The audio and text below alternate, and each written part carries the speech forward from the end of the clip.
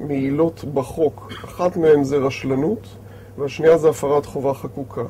הפרת חובה חקוקה זה ברגע שיש תקן לרצפה מסוימת, והתקן לא בא לידי ביטוי בפועל, זאת אומרת שהבן אדם החליק והרצפה לא מתאימה לתקן הישראלי הרשמי, אז יש פה הפרת חובה חקוקה. אבל יש הרבה תקנים בישראל שהם לא רשמיים, הם תקנים שהם לא על פי הרשומות, ואז יש את עילת הרשלנות. זאת אומרת, בנו לא לפי קריטריונים מקובלים, זה גרם לנפילה, יש פה עילת תביעה. זאת אומרת, זו עילה קצת יותר חלשה מאשר הפרת חובה חקוקה, אבל היא קיימת. בנושא זה אציין שיש חוות דעת מומחים שהם מתארים בצורה מדויקת את הפרת חובה חקוקה, את המפרט הטכני, את הקריטריונים, ואז הם למעשה בונים במרכאות את התביעה. מה עושים כשזה קורה?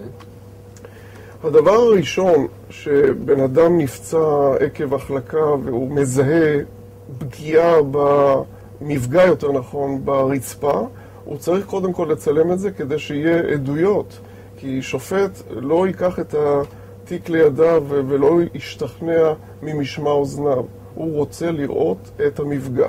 ברגע שהוא רואה את המפגע, הוא מפעיל קודם כל את השכל הישר, הוא רואה על מה מדובר. ברגע שמדובר בהחלקה עקב רצפה לא תקינה מבחינת מפרט טכני, פה נכנס הנושא של חוות דעת מומחה, ואז צריך לקחת מומחה לבטיחות של מבנים, שהוא כבר עושה את העבודה למעשה. הוא מגיע למקום, הוא מנתח את המקרה, הוא מפרט מה הפרת החובה, ולמעשה סולל את הדרך. יש שופטים שרוצים את החוות דעת שהיא תהיה מוגשת עם הגשת התביעה. יש משפטנים ושופטים שגורסים שניתן להגיש את החוות דעת הזו בשלב שלפני שמיעת הראיות, שזה נקרא בז'רגון שלנו שלב ההוכחות.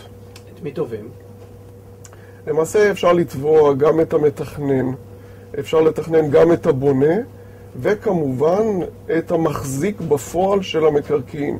כי כל הפסקי דין למעשה גורסים שהמחזיק במקרקעין הוא החוליה האחרונה שהיא חווה כלפי הנפגע. אתה החזקת במקרקעין, אני הגעתי אליך, נפלתי אצלך, אתה אשם, אתה תפצה אותי. עכשיו, מה שמתבצע בבית משפט זה שרשרת של הודעות צד ג' שבהם הנתבעים שולחים לצדדים נוספים שהם חושבים שהם האשמים האמיתיים, המתכנן, הארכיטקט, הבונה, ולפעמים תיקים כאלה אכן לוקחים תקופת זמן ניכרת.